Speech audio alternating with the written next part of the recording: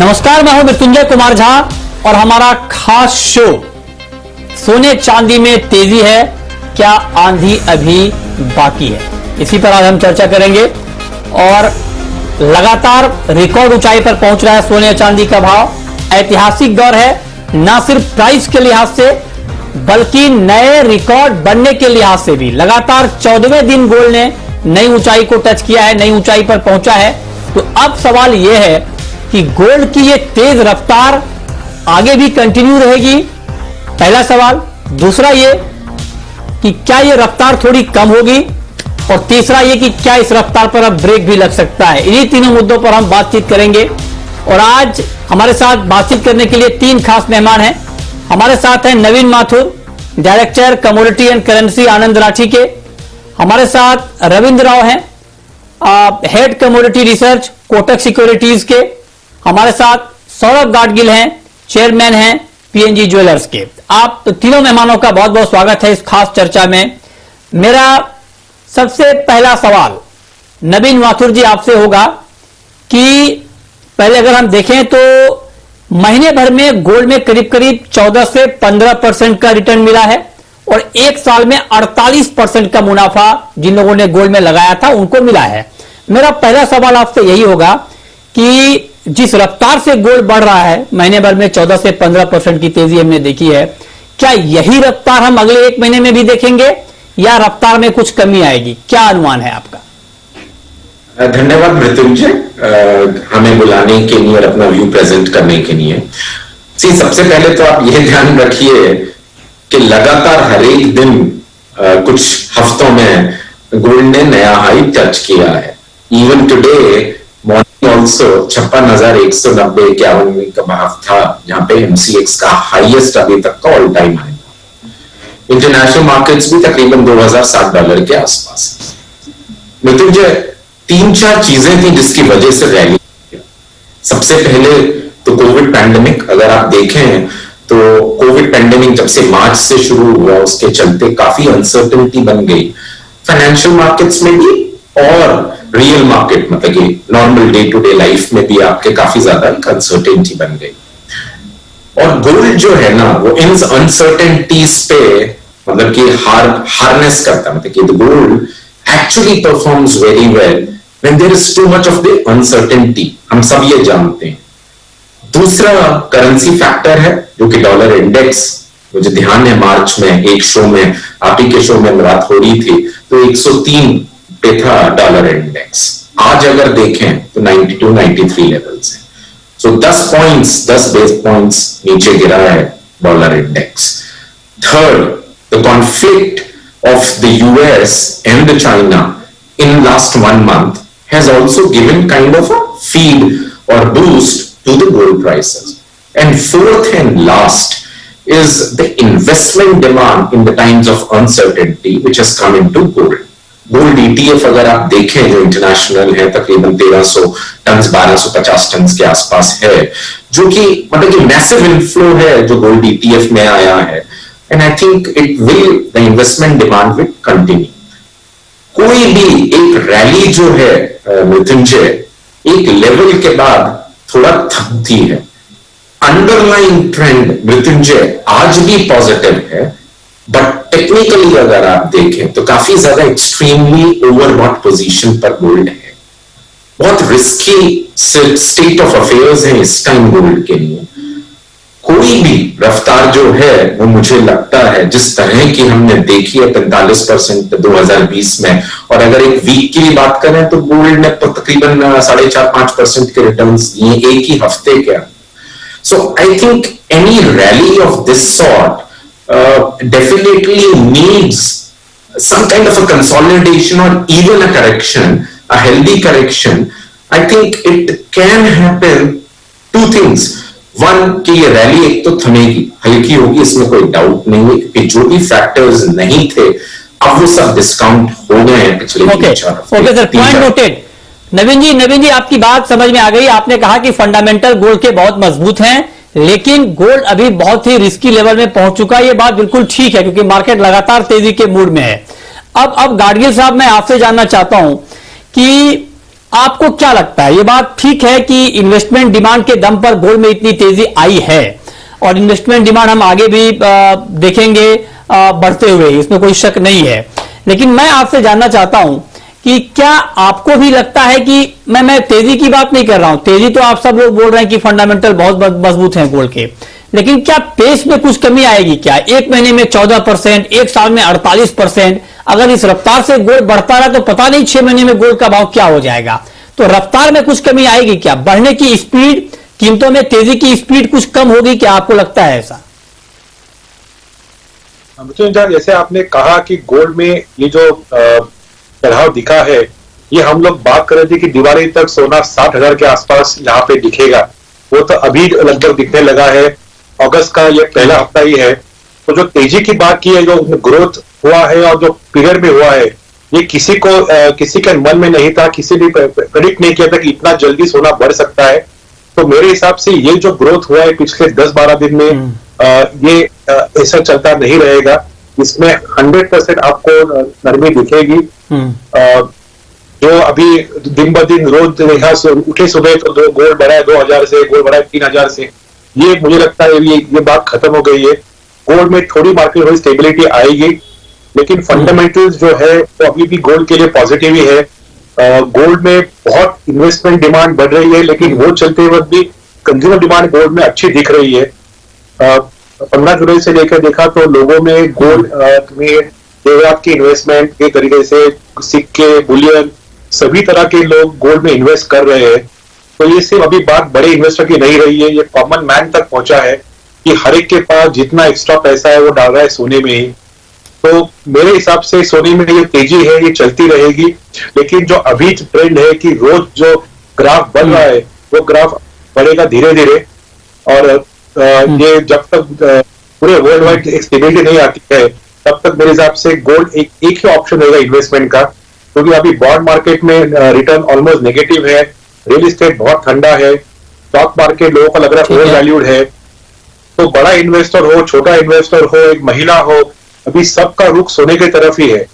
और दूसरी बात है कि अभी अब हमारे हिंदू कैलेंडर में इंडिया में जो अभी अगले महीनों में जब मुहूर्त आने वाले हैं, गणपति है, उसके बाद दशहरा है, दिवाली है, शादी जो अभी बाकी है, जो कैंसिल हुई थी या पोस्टपोन हुई थी, वो सब चलते अगले 6 महीने तक। तो मेरे हिसाब से यहाँ पे एक अच्छी खरीदी रहेगी, भले वो इन्वेस्टमेंट खरीदी हो, जेवरात की खरीदी हो, लेकिन मार्केट में लोग बने रहे। और मेरे हिसाब से सोना ऊपर आते ही रहेगा। लेकिन जो अभी हुआ है पिछले 15 दिन में, ये ट्रेंड वापस नहीं दिखेगा। हाँ, चलिए, ये बात बिल्कुल साफ है। यही तो लाइन महत्वपूर्ण है। बाकी चीजें तो आप सबको पता है कि फंडामेंटल मजबूत हैं। जो बात नवीन माथुर जी ने कही और जो बात सौरभ गाडगिल जी ने कही, एक ही बात है। नवीन माथुर, आप दर्शकों के लिए यह समझना बहुत जरूरी है, इसलिए हम अब आपको लगेगा कि गोल्ड लगातार नई हाई पर पहुंच रहा है, तो इस चर्चा में आपको जो दर्शक हमें इस वक्त देख रहे हैं या जो नहीं देख रहे हैं और जिनको ये जानकारी हो रही है कि जी बिजनेस पर ये प्रोग्राम आ रहा है, उनको क्यों देखना चाहिए? क्योंकि हम नई बात कर रहे हैं। हम रोज एक ही बात नहीं कर रहे हैं कि गोल्ड यहां तक आ गया तो अब क्या जाएगा। हम गोल्ड को और सिल्वर के ऊपर सारे एंगल से बात करना चाहते हैं, ताकि आपके मन में किसी भी तरह का कोई कंफ्यूजन ना रहे। दो बात जो अभी साफ तौर पर निकल कर आई है वो ये कि फंडामेंटल मजबूत है। ये आप जो भी जी बिजनेस के दर्शक हैं जो लगातार हमें देखते हैं, फंडामेंटल में वो भी मास्टर हो चुके होंगे, उनको पता है। लेकिन जो दो बात कही गई है वो एक तो ये नवीन जी ने कही कि अब गोल्ड उस लेवल पे आ गया है जहां पर थोड़ा रिस्की जोन कह सकते हैं, मतलब ये कि कभी भी मार्केट में मुनाफा वसूली, एक गिरावट, एक करेक्शन आ सकता है। यही बात सौरभ गाडगिल जी ने कही कि जो पिछले 15-20 दिनों में हमने गोल्ड की स्पीड देखी है, रफ्तार देखी है, वो तेजी तो रहेगी लेकिन रफ्तार उतनी नहीं रहेगी। रफ्तार थोड़ी कम हो सकती है और थोड़ा प्रॉफिट बुकिंग भी आ सकता है। इस बात की ओर इशारा दो एक्सपर्ट ने किया है। अब मैं तीसरे एक्सपर्ट के पास जाऊंगा जो कि लेवल के मास्टर हैं। वो आपको लेवल के बारे में बहुत ही सटीक जानकारी देते हैं। अगर आप उनको फॉलो कर रहे हैं रविंद्र जी को, लगातार वो हमारे शो में आते भी हैं, आपको बताते भी हैं कि किस लेवल पे आपको खरीदना है, किस लेवल पे आपको बेचना है। रविंद्र जी, हमारे जो दर्शक है, बहुत से लोगों के मन में ये सवाल है, जो लोग इस तेजी में पार्टिसिपेट नहीं कर पाए या जिन्होंने बहुत नीचे के लेवल पर ले रखा है, वो ये जानना चाहते हैं कि आखिर किस लेवल पर बेचा जाए। जो नए एंट्री करने वाले हैं वो आप शॉर्ट की तलाश कर रहे हैं और जिन्होंने पहले ले लिया वो प्रॉफिट बुक की तलाश कर रहे हैं। तो वो लेवल क्या हो सकता है मार्केट में गोल्ड का डायरेक्ट क्वेश्चन मेरा आपसे यही है, इधर उधर की कोई बात नहीं, कि वो लेवल क्या होगा, प्राइस क्या होगा जिस लेवल पे आपको लगता है कि गोल्ड वहां से नीचे आएगा, गिरेगा, करेक्शन होगा। Good afternoon Mrityunjay. पहले तो मैं ये बताना चाहूंगा कि आपका जो आज का कोट है प्रोग्राम का, पिक्चर अभी बाकी है, आई थिंक वो एग्जैक्ट मैच करता है गोल्ड सिल्वर के लिए। तो अभी हमने जो देखा है, I think this is just a trailer, और अभी आई थिंक बहुत ही अपमूव गोल्ड सिल्वर दोनों में बाकी है। जो दूसरे पैनलिस्ट ने जो गेस्ट है उन्होंने जो भी फैक्टर्स दिया, आई थिंक मैं उनके साथ सहमत हूं। लेकिन जो सबसे इंपॉर्टेंट चीज है, आई थिंक वो है यूएस का रियल इंटरेस्ट रेट्स। और रियल इंटरेस्ट नॉमिनल रेट जो है वो अभी 0.50 के आसपास है, और एक्सपेक्टेशन ये है कि फेड ये बताने वाले हैं कि शायद वो 2% तक इन्फ्लेशन अलाउ करेंगे, और एक्सपेक्टेशन ये है कि इन्फ्लेशन शायद 4% तक भी जाए। तो अगर 4% तक जाता है तो आपका जो रियल इंटरेस्ट रेट है that will come down to -3.5%। तो यू जस्ट इमेजिन कि अभी -1% है रियल रेट, और अभी गोल्ड 2000 के लेवल पे है। तो जस्ट इमेजिन कि -3.5% पे जब रियल रेट जाएगा तो what will be the gold's upmove potential, and it is humongous. मेरे को लगता है कि गोल्ड में अपसाइड अभी बहुत बाकी है। रहा लेवल का बात, जो आपने बताया कि अगर किसी को प्रॉफिट बुक करना है तो I think 2080 2100 is a stiff resistance what I feel. और नॉन फॉर्म पेरोल्स का डेटा भी है, हो सकता है कि नॉन फॉर्म पेरोल्स के डेटा में थोड़ा सा एक करेक्टिव मोड आए, क्योंकि आज का सेशन में हमने ऑलरेडी एक थोड़ा सा एक क्लाइमेक्स जैसे देखा है गोल्ड में। तो हो सकता है कि यहाँ से 1000-1500 का करेक्शन आए, बट मुझे लगता है कि गोल्ड को टाइमिंग नहीं करना चाहिए, गोल्ड सिल्वर दोनों को। आई थिंक स्टैगर्ड वे में गोल्ड सिल्वर दोनों ही बाइंग करना चाहिए, क्योंकि हम 52,000 से बोल रहे हैं कि एक करेक्शन आएगा, डिप आएगा, थोड़ा बहुत डिप आता है, देन उसके बाद उतना ही डबल ट्रिपल इस मोमेंटम से हम उसका अपसाइड देख रहे हैं। तो मेरे हिसाब से डिप का वेट करना थोड़ा सा रिस्की होगा, फिर से एंट्री मिलेगा कि नहीं मिलेगा बोल नहीं सकते, बट मेरे हिसाब से 2080 से 2100 का जो लेवल है इंटरनेशनल में, आई थिंक वो एक रेजिस्टेंस है। और अगर एमसीएक्स की बात करें तो एमसीएक्स में अराउंड 56,400-500 का एक हो सकता है कि एक अपसाइड मार के वहां से करेक्शन आए, बट नीचे का लेवल मुझे लगता है कि 54,800 से 54,500 would be a good level to enter. और अगर चांदी की बात करें तो चांदी में एक $30 का लेवल जो है वो ऑलरेडी मार्केट ने टेस्ट किया है। और चांदी में एक इंपॉर्टेंट चीज ये है कि अगर हम गोल्ड सिल्वर रेशियो देखें और इसे अगर 2008 से कंपेयर चांदी की बात हम अलग से करेंगे रविंद्र जी, चांदी पर अभी हमें आएंगे। ओके नहीं, चांदी पर भी हम आएंगे। आपने गोल्ड की बात बता दी कि 54,000 के आसपास आप यहाँ पर फिर से बाइंग कर सकते हैं, मतलब ये कि 1000-2000 रुपए का करेक्शन आपको गोल्ड में दिख जाएगा, और उसके बाद आप एक बार फिर से नई बाइंग कर सकते हैं, क्योंकि फंडामेंटल गोल्ड के बहुत मजबूत हैं। इसमें तीनों एक्सपर्ट के बीच सहमति है। तो मतलब आपको अगर मन में ये लग रहा होगा दाम बहुत बढ़ गए तो क्या बहुत ज्यादा गिरावट आ जाएगी, वो संभावना खारिज हो गई है। बहुत बड़ा करेक्शन गोल्ड में नहीं आने वाला है। 1000-2000 रुपए का करेक्शन मैं फिलहाल की बात कर रहा हूं। अब 6 महीने के बाद तस्वीर क्या होगी वो अलग मुद्दा है, लेकिन ताजा हालात को देखते हुए कोई बड़ा करेक्शन गोल्ड में नहीं आने वाला है। 1000-2000 रुपए तक करेक्ट हो जाए मार्केट तो वहां पर आपको नई बाइंग करनी चाहिए। ये एक्सपर्ट आपको गोल्ड के ऊपर राय दे रहे हैं। अब नवीन जी, मैं आपसे अगले सवाल पे आता हूं। अगला सवाल हमारा अब ये है कि साल के आखिर तक, हम अगस्त के महीने में इस वक्त बात कर रहे हैं, और साल के आखिर तक मतलब आप ये मान के चलें कि अगले 4 महीने में गोल्ड के प्राइस को आप कहां पर देख रहे हैं? क्या हम 65,000 का भाव, या उससे ऊपर का भाव, या उससे नीचे का भाव, क्या लेवल देख रहे हैं आप ईयर एंड तक गोल्ड का? मित्र जी, सबसे पहले तो मैं ये बताना चाहूंगा कि जो करेक्शन है वो हैवी भी हो सकती है, क्योंकि एक्सट्रीमली ओवरबॉट पोजीशन पर है। तो 1000-2000 नहीं, 3-4 की भी करेक्शन। फिर भी पॉजिटिव है। तो किसी को भी अगर इन्वेस्ट करना है long term, and long term does not mean आजकल डिक्शनरी में लॉन्ग टर्म 1 क्वार्टर 2 क्वार्टर के लिए, पर बहुत ही जो अनसर्टेनिटी बनी हुई है आज की date, as on date, whatever I feel is that we can see around 58,500, 58,500 से 60,000 तक के लेवल देखे जा सकते हैं। मृत्युंजय, 65,000 स्ट्रेच हो ठीक आज की डेट में कहना, क्योंकि एक करेक्शन के बाद हाँ, मैंने 5,000 ऊपर का इसलिए पूछ लिया कि क्योंकि सब लोग ये कह रहे थे कि 55-56 हजार का लेवल, जो हमने पिछली बार एक पोल किया था तो उसमें लोग कह रहे थे कि 56,000 का लेवल आपको दिवाली तक दिखेगा। 56,000 का लेवल अभी दिख गया, 75,000 का टारगेट अभी दिख गया। तो मैंने कहा कि 5,000 का तो आपको गुंजाइश दिया जाए। 56,000 तो आज ही है, अब आप उसको दो अक्षरों दो डिजिट्स का, ये 65 या 56 की बात है। अब पॉइंट ये है कि क्योंकि तेजी काफी हद तक आ गई है, जैसे गाडगिल सर ने कहा है, आई बिलीव कि इस लेवल पे बहुत ही आपको कॉशियस होकर ट्रेड करना पड़ेगा।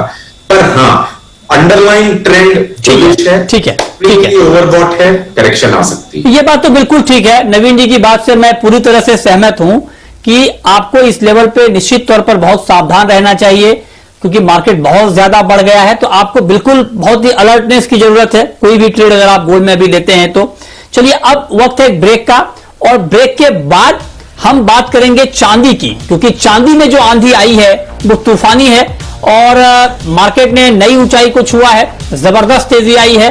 तो चांदी की चाल क्या हो सकती है, और क्या साल के आखिर तक चांदी का भाव 1 लाख रुपए प्रति किलो तक जा सकता है? इस पर एक्सपर्ट क्या कह रहे हैं, ये हम आपको बताएंगे ब्रेक के बाद। आप बने रहिए हमारे साथ।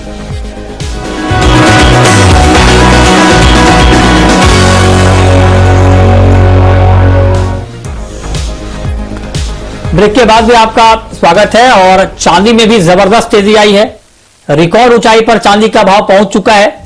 अब मैं सौरभ गाडगिल जी आपसे पूछना चाहता हूं, हालांकि ईयर एंड तक के लिए 75,000 का टारगेट दिया जा रहा था पहले, लेकिन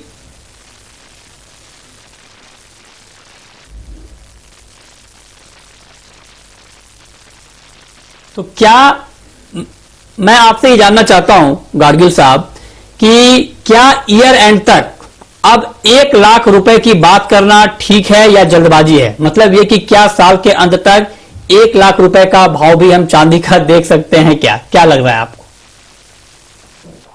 जैसे पिछले हफ्ते मैं बात कर रहा था आपके शो पे अनिल जी के साथ, तो मेरा टारगेट था सिल्वर का 90,000 का, और मेरे उसके 2-3 कारण थे कि सिल्वर में एक बड़ी इन्वेस्टमेंट डिमांड आ रही है, और जो इन्वेस्टर पहले सिल्वर की तरफ नहीं देखते थे, बड़े बड़े बैंक हो, म्यूचुअल फंड हो, FII हो, वो सब लोग अभी सिल्वर में बड़ी बड़ी पोजीशन ले रहे हैं। सिल्वर का इंडस्ट्रियल डिमांड भी 5G टेक्नोलॉजी में बहुत बढ़ रहा है, सोलर में सिल्वर का उपयोग बहुत होता है, और ऑटो की जैसी रिकवरी दिखेगी साल के आखिर में, तो सिल्वर का कंजम्पशन इंडस्ट्रियल वाइज भी बढ़ने वाला है।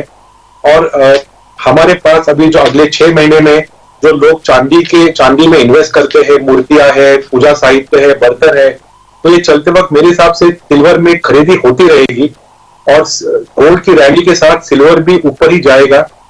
और डॉलर टर्म में देखा तो सिल्वर $30 टेस्ट किया है, तो मेरे हिसाब से सिल्वर में 1 लाख की संभावना बहुत बहुत पॉसिबल है, और शायद दिवाली या साल के आखिर तक 1 लाख सिल्वर दिख सकता है। लेकिन दोनों में, गोल्ड में या सिल्वर में, मेरा सभी से इतना ही कहना है कि इस पे शॉर्ट पोजीशन मत लो। जो लेना है इन्वेस्टमेंट के हिसाब से, जैसे बाकी लोगों ने कहा है कि इसको आप SIP के ऐसा देखो, इसको टाइमिंग करो, और लॉन्ग टर्म और बाइंग पोजीशन में रहो, क्योंकि दोनों में फंडामेंटल स्ट्रांग है। और सिल्वर जो लोग अभी कह रहे हैं कि 90,000 1 लाख, वो मेरे हिसाब से बहुत पॉसिबल है, और शायद 2020 में ही हमको ये कीमत देखने को मिलेगी।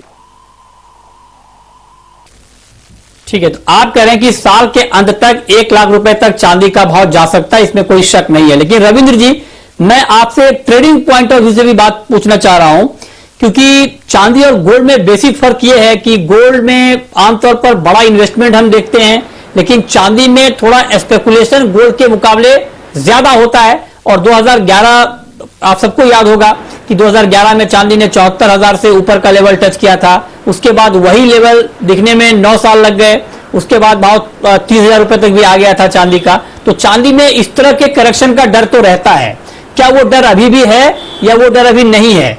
आपको क्या लगता है, क्या ईयर एंड तक 1 लाख रुपए तक जाएगा चांदी का भाव? मृत्युंजय, आई थिंक 1 लाख मतलब यहाँ से नेक्स्ट 25,000 हो गया। और अगर हम सिल्वर का मूव देखें लास्ट 2 दिन में, $25 से $30, ये आज के जो कॉमेक्स का सेशन था मॉर्निंग में, उसमें $30 का लेवल टेस्ट किया था। तो ऑलमोस्ट $5 का मूव हमने देखा है। एंड अगर हम 1 लाख बोले तो अराउंड $36-37 का टारगेट आता है इसमें, तो अराउंड $6 to $7 और up move, which is very very easy for silver the way silver ऊपर जा रहा है। I think 1 लाख का जो टारगेट है वो I will not be surprised अगर दिवाली के पहले ही आ जाए। तो जैसे गाडगिल जी ने बताया 90+ I think it is very much possible।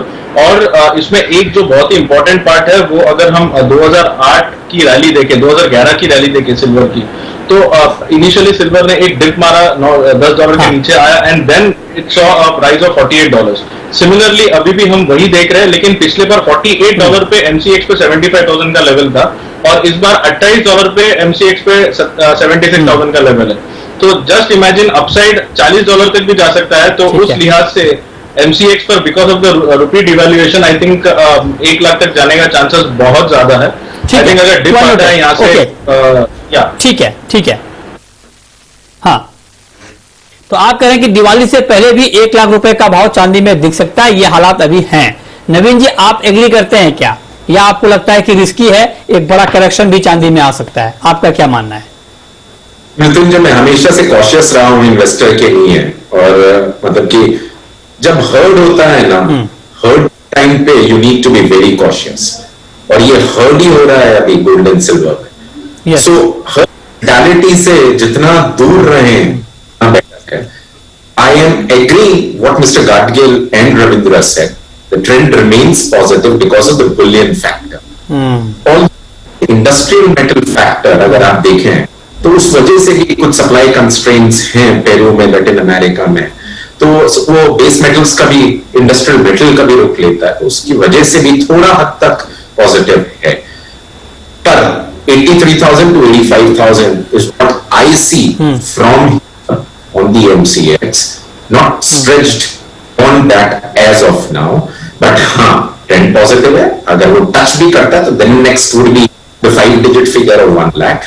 As of now, from 78, I would not say people just get into this particular commodity as such, क्योंकि जैसा आपने शुरुआत में कहा मृत्युंजय, बहुत डायनेमिक कमोडिटी है, तो बुलियन और इंडस्ट्रियल मेटल का रूप लेती है। तो 83-85 तक के लेवल्स दिख रहे हैं, but be cautious again, I am saying.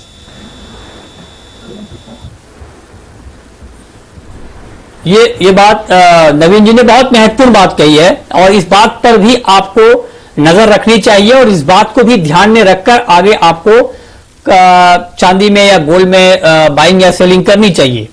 ये बात ठीक है, रफ्तार में है, फंडामेंटल मजबूत है, इसमें कहीं से कोई शक नहीं है, लेकिन जिस रफ्तार से मार्केट ऊपर जा रहा है, ऐसे में इस ऊंचाई पर एक करेक्शन की संभावना, या आप कह सकते हैं कि एक करेक्शन की आशंका दोनों बनी हुई है, और इस हकीकत को भी आपको नजरअंदाज नहीं करना है, इस पर भी आपको नजर रखनी है। आखिरी सवाल मेरा आपसे गाडगिल साहब ये होगा कि बिल्कुल छोटा जवाब आपसे चाहेंगे कि इस लेवल पे फिजिकल डिमांड में क्या कुछ बड़ी कमी आएगी, स्पॉट की डिमांड में कमी आएगी, क्योंकि दाम बहुत बढ़ गए सोने के भी और चांदी के भी? क्या अनुमान है आपका? फिजिकल डिमांड जो देखिए हमने, जो हमारा हर एक ज्वेलरी स्टोर का या कोई चेन का टारगेट जो होता है, तो बुलियन टारगेट सबका एक्सीड हो गया है। तो पिछले साल से देखा, 4 महीना देखा, अप्रैल से जुलाई तक, तो जितना हमने बुलियन बेचा था लास्ट ईयर 4 महीने में, इससे हम लोग 20-30% ऊपर है।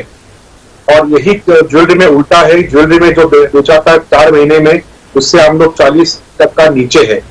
तो दोनों जगह पे बुलियन में इन्वेस्टमेंट बहुत दिख रही है फिजिकल तरीके में। और ऐसा है कि सिल्वर में और गोल्ड में तो लोग बुकिंग करके बाद में लेके जा रहे हैं, बट डिमांड तो बहुत चल रही है। तो ज्वेलरी डिमांड कम हो रही है, बुलियन डिमांड बढ़ रही है, और हर ज्वेलरी के पास जो 20-25 तक का बुलियन डिमांड थी और बाकी ज्वेलरी डिमांड थी, वो आज 40% तक बुलियन और 60 तक का ज्वेलरी, ये रेशो बदल गया है। तो ये मेरे हिसाब से आगे समय में यही चित्र रहेगा, और बुलियन डिमांड फिजिकली बहुत स्ट्रांग रहेगी। ओके, ठीक है, बहुत शुक्रिया सौरभ गाडगिल साहब आपका, नवीन माथुर जी आपका, और रविंद्र जी आपका हमारे साथ इस खास चर्चा में जुड़ने के लिए और अपनी राय गोल्ड और सिल्वर की कीमतों के ऊपर देने के लिए। तो फिलहाल इस खास पेशकश में इतना ही। वक्त है ब्रेक का, ब्रेक के बाद भी खबरें लगातार जारी हैं। नमस्कार।